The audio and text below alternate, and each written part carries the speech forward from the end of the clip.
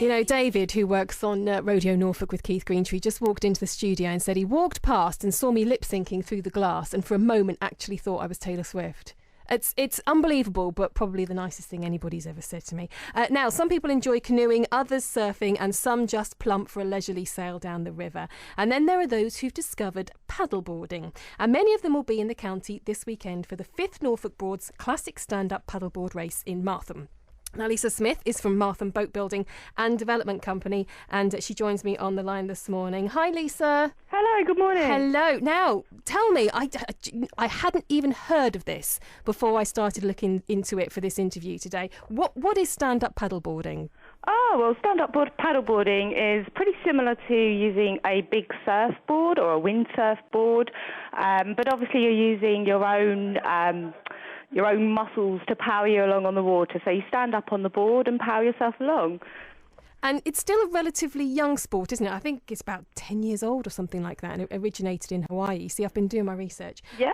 But it's becoming really popular, isn't it? It is. It's one of the fastest growing sports, well, not only in the UK, but across the world. It's very accessible and fairly easy to do. But it's also, you can use it sort of for surfing, for yoga, for racing. So it's very versatile as well. For yoga? Yes, yeah.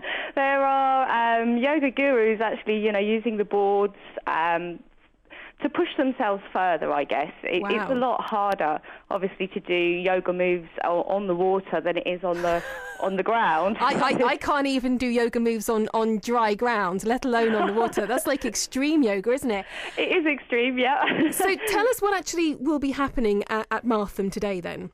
Okay, well, it's in its 5th year, so we're quite well organised now. So we've got quite a lot of paddlers here already that arrived last night. And we'll be starting off from How Hill this afternoon.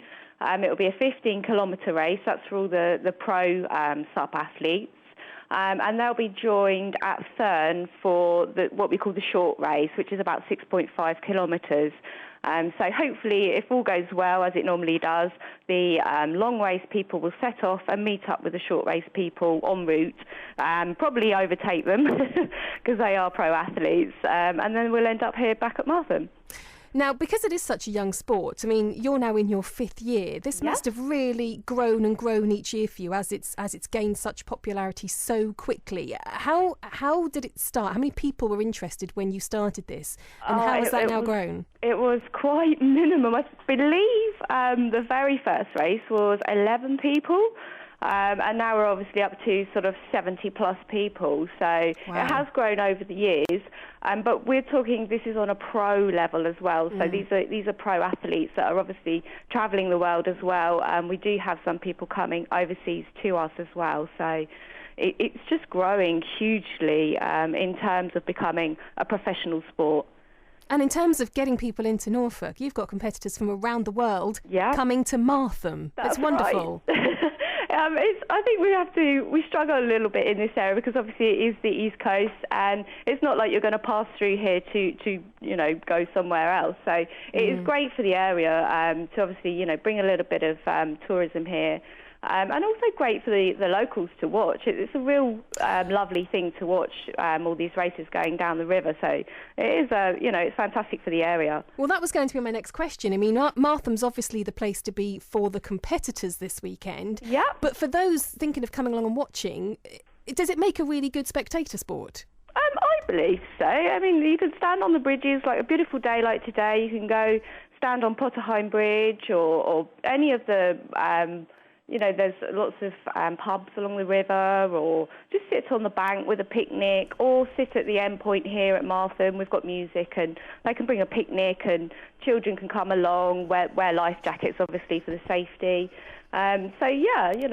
It's enjoyable to watch. So what will be the best time of day to see all the competitors going past then? Well, it starts at 2 at How Hill, so anywhere along that line on the river between How Hill and Martham.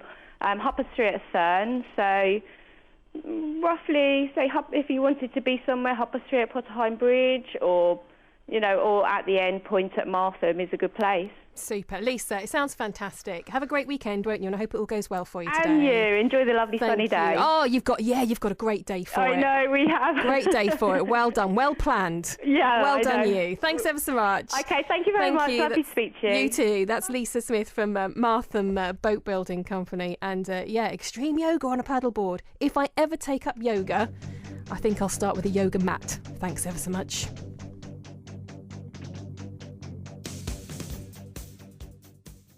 Against Boston by the sounds of it today. 1-1 the score with just about 4 minutes to go. Now, if you're listening to Kirstine's programme this morning, she was sitting in for David Whiteley. She was here with Saturday Breakfast, and they covered a sport that, I'll be honest, I'd not heard of until this week. It's been taking place at Martham today for the 5th Norfolk Broads Classic Stand Up Paddleboard racing. Let's talk to Lisa Smith, who can tell us a bit more about this because she's been watching this today. Hello, Lisa. Hello there, good afternoon. Well, you sound remarkably good on it after a day of watching the stand-up paddleboarding. Oh, it's been excellent here. It's been a really very good day for all the paddleboarders. Yeah, you work for the Martham Boat Building and Development Company. Just for those that weren't with Kirstine this morning, just set the scene for us. What is stand-up paddleboarding? Okay, well, stand-up paddleboarding is like using an oversized surfboard as such, or like a windsurfboard, but without the sail. So just a big board that you stand on and use a paddle to propel yourself through the water. And how many people have you had doing this this afternoon? I believe we've had just over, I think, between 65 and 75 paddlers for the main race and around about 10 for the smaller race. So it's been gaining in popularity, the race year by year. So, yeah, we've done really well this year. What's it like to watch? Because from what you've said there, it's like windsurfing without the sail, and they all have paddles. It sounds quite chaotic. No, I mean, they literally do go in straight lines very fast, and it is very organised, and they can move around the boats very easily using their strength. So, no, it's not chaotic, although the starts can be a little chaotic at points if everyone's all bunched together. So it's just making a breakthrough. Once you've broken through all the other paddlers, then you're on your own, and you're making your own course. So how far do they have to go then? Well, it depends on the race, but this one was 15 kilometres for the long race and about 6.5 for the shorter race. That sounds like quite serious distances. Yeah. Not just a sprint then, they're really going for it. No, it is a very long distance for them. And when they finish and they come in for a hard-earned cup of tea, what sort of state are they in? Well, I've actually got a couple with me standing right here now, Crispin and Phil. I don't know if you'd like to have a word with them, and they can tell you from their own mouths. Let's do it, yeah. Pass the phone. Who are we going to talk to first? This could be Crispin, so I'll pass over to Crispin. Let's talk to Crispin here, who's a stand-up paddleboarder. I didn't know we were going to have some actual competitors. Good afternoon. Hello. Well done. You sound remarkably good for somebody who's just done some, however many kilometres worth of paddleboarding. Oh, we've just had some food that they've laid on afterwards, so I'm recharged. I'm pleased to hear it. So how did you get into all this? So I started about 7 years ago when a friend of my brother's who was working for one of the main board manufacturers said, you've got to try this new sport that's coming in, stand-up paddleboarding. And so he literally just gave us 2 boards, 2 paddles, and said, I've got to go to work, have a go.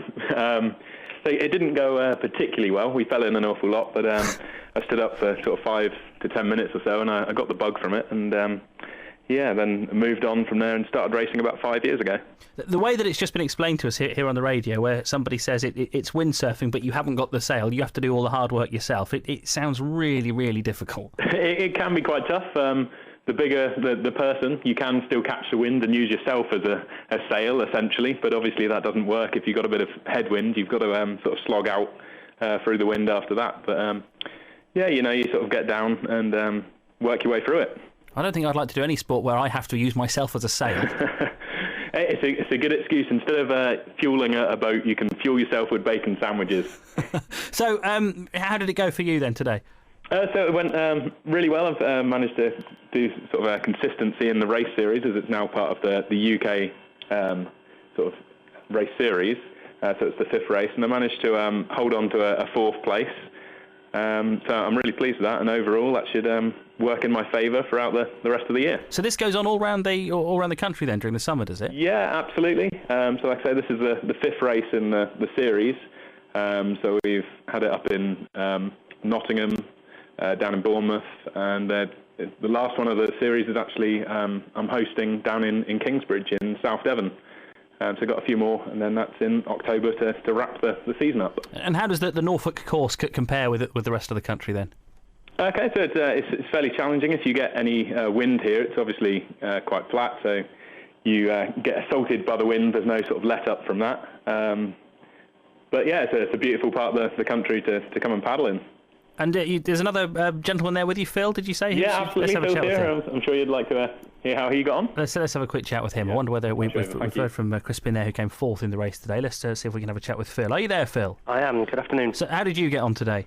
Not quite as well as Crispin. I'm a little bit further down the field. I'm a little bit more of a newcomer to the sport than he is. I've only been racing 2 years, so I managed to, I think either a 13th or a 14th. I'm not entirely certain. So when you first do this sport, what is the thing that shocks you and is most challenging? I think it's the steep learning curve. You as a complete beginner, you fall in a lot and you kind of get used to that. But once you're stood up, you can then go. I mean, I had less than a year on a all-round board before I started racing. So, it's a very quick, progressive way onto the water. People that I know windsurf say that windsurfing takes years to learn and master. Once you've got the idea of standing up properly, you can then get onto the water quite quickly and access quite a lot of water quite easily. What's the best thing about it as a sport?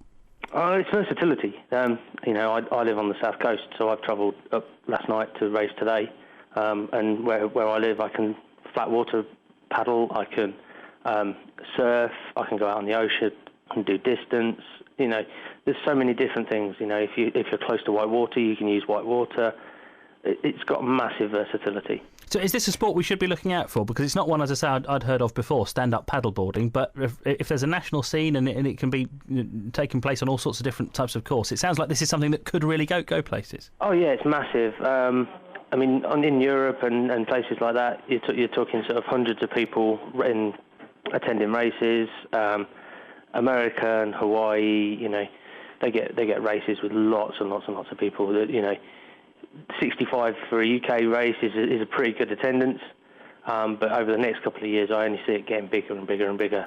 Well, it does sound brilliant. Well, good luck for the rest of the summer, and someday maybe we'll speak to you once you've taken part in an event in Hawaii, because that's got to be the cup final for all of this, hasn't it? Hawaii? Yeah, definitely. Yeah, we're quite lucky. There's quite a few UK paddlers that are attending American races and European Cup races and things like that. Crispin's attended a race that goes across Holland. They cover a massive amount of miles in 5 days.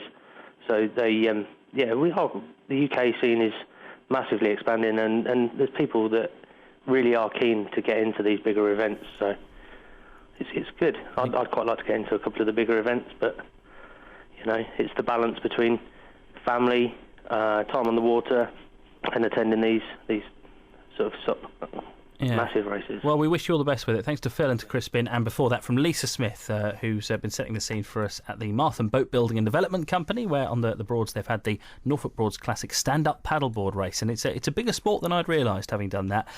Now, we don't very often go from mentioning Hawaii to mentioning Boston, but that's where Kings Lynn are playing today, and their friend. Is it finished yet, Mark Hurl? No, it hasn't finished, but we are in the final.